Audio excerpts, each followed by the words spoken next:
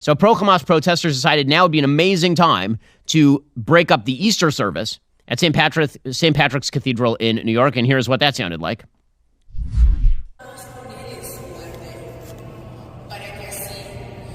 They're literally in the middle of an Easter service, and they decide that they're going to invade the Easter service and pose at the front of the church in the middle of the service before they are removed by security. And they start fighting back. So, yeah, these are just delightful people. Absolutely wonderful people. And these people should be treated just like anybody else who breaks up a religious service on behalf of their politics. But, again, why wouldn't they feel this way? Their religion is more important than Christianity. That is why they are in the church. That's why they are doing what they are doing right there. And again, the religion of leftism is one hell of a drug. Obviously, the most obvious example of this religion means that you are now standing for Hamas.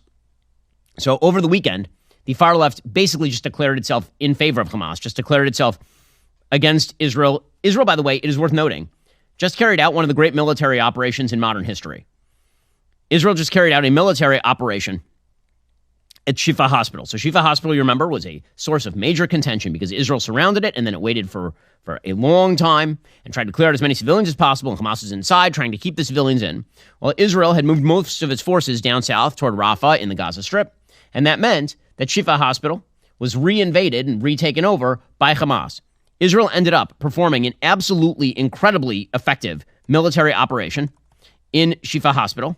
That military operation involved the capture or killing of hundreds of Hamas terrorists. 6,000 civilians were evacuated by the IDF. 200 Hamas terrorists were killed. 500 Hamas terrorists were captured. No civilian was killed. 0 civilians were killed. Didn't matter. The left declared that this was a human rights abuse anyway. So taking over a hospital, not a human rights abuse. Killing or capturing only terrorists while freeing thousands of civilians, that apparently is a human rights abuse.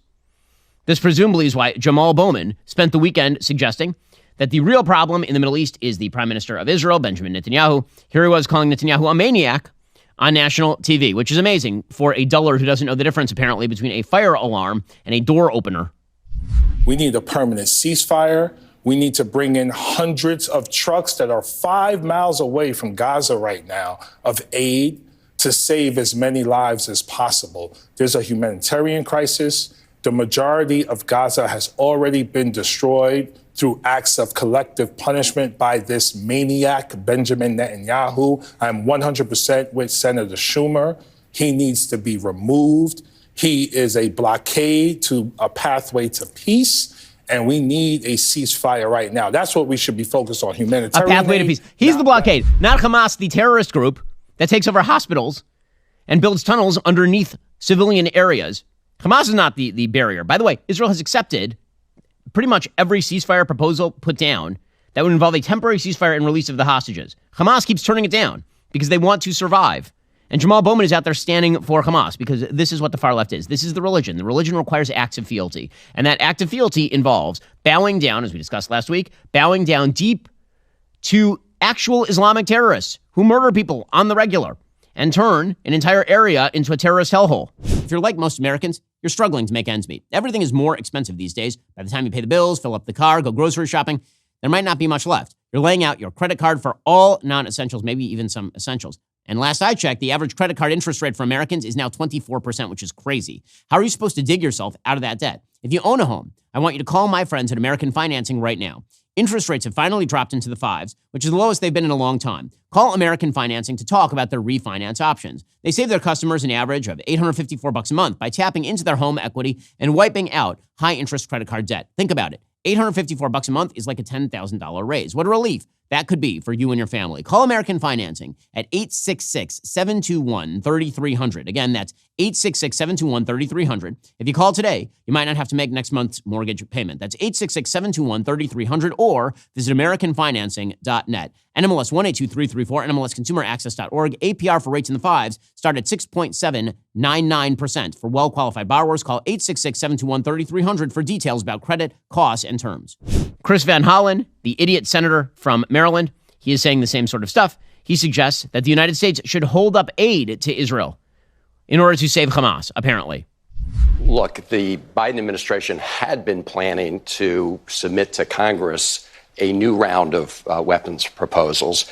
They decided not to do that because clearly they knew they would encounter resistance. And so they've essentially done an end run with this earlier version. So my view, Martha, is until the Netanyahu government allows more assistance into Gaza to help people who are literally starving to death, we should not be sending more bombs. This is ridiculous. Israel's been allowing in hundreds of trucks every day. There is literally no one to process them on the other end who is not Hamas. According to the United Nations, about 278 trucks went in every day before October 7th. Today, hundreds of trucks are going in. The only reason more aren't going in is because Hamas is stealing all the aid. So much so that the United States is now idiotically building a pier off the coast. We'll build a pier, the United States, off the coast of the Gaza beach before we build a wall on our own border. You want to talk about misallocation of resources?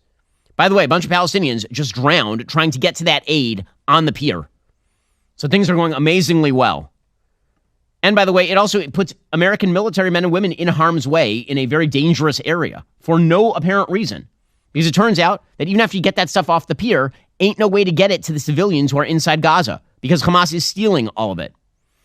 But again, this is all religious. The religion of leftism requires acts of homage and fealty. You got to put skin in the game on behalf of the world's worst players. Thankfully, you have the morons over at Harvard Law to do this for you. So I'm ashamed today to be a Harvard Law alum.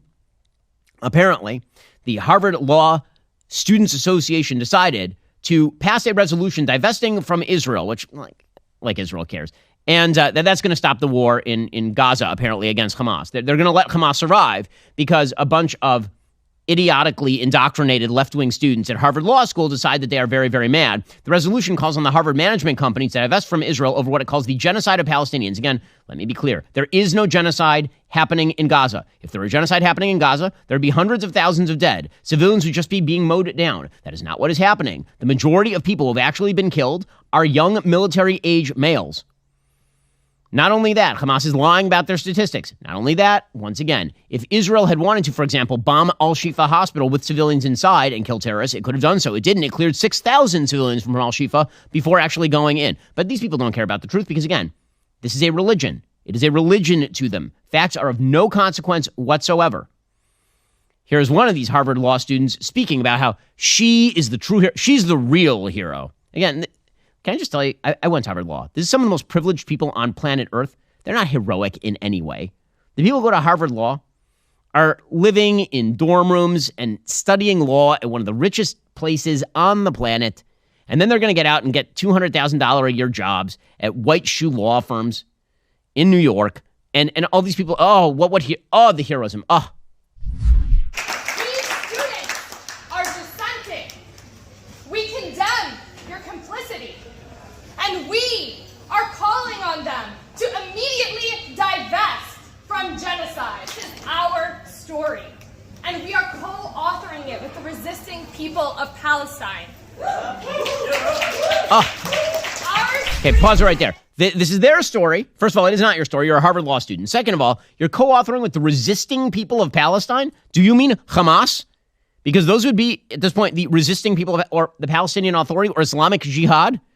I mean, at least you're putting your bona fides out there. Are you tired of the lies and the twists of the mainstream media talking points? Yeah, me too. Join me in my newest series, Fact, where I dismantle and bring truth to this tiring mainstream agenda.